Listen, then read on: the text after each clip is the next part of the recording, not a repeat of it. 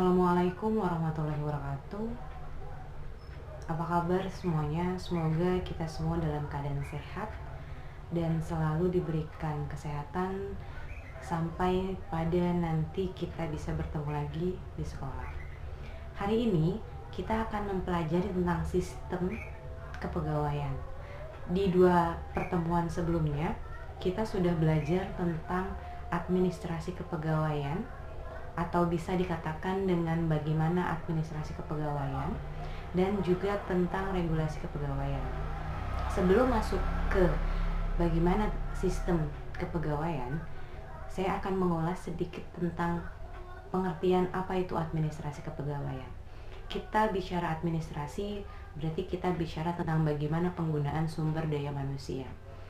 Sumber daya manusia di dunia industri itu pasti berubah-ubah mengikuti perkembangan zaman yang ada.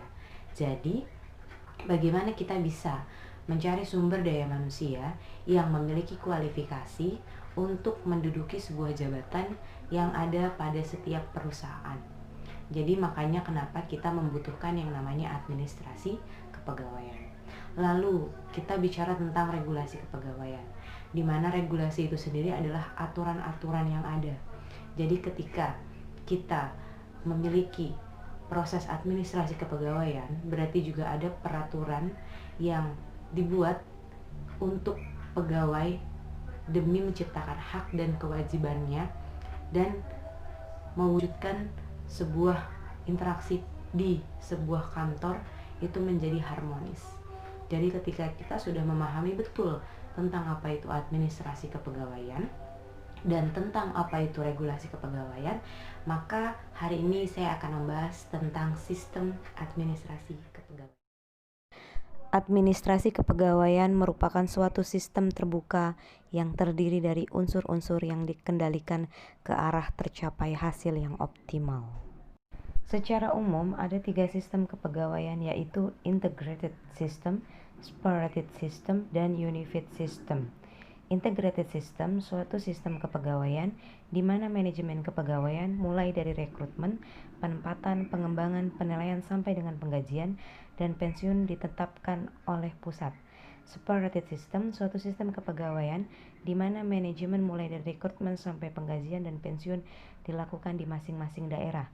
Dan yang ketiga, unified system suatu sistem pegawaian dari rekrutmen itu di lembaga tingkat nasional khusus dibentuk.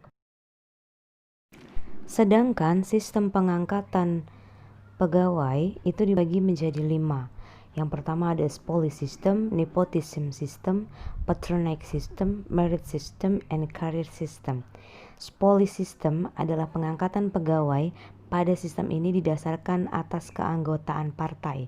Sistem ini yang paling tua dan sudah banyak negara yang tidak menggunakannya lagi karena kurang memperhatikan faktor kecakapan yang sangat penting bagi tercapainya efisiensi kerja. Yang kedua, nepotism system.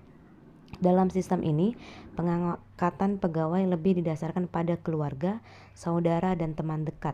Yang ketiga, patronage system.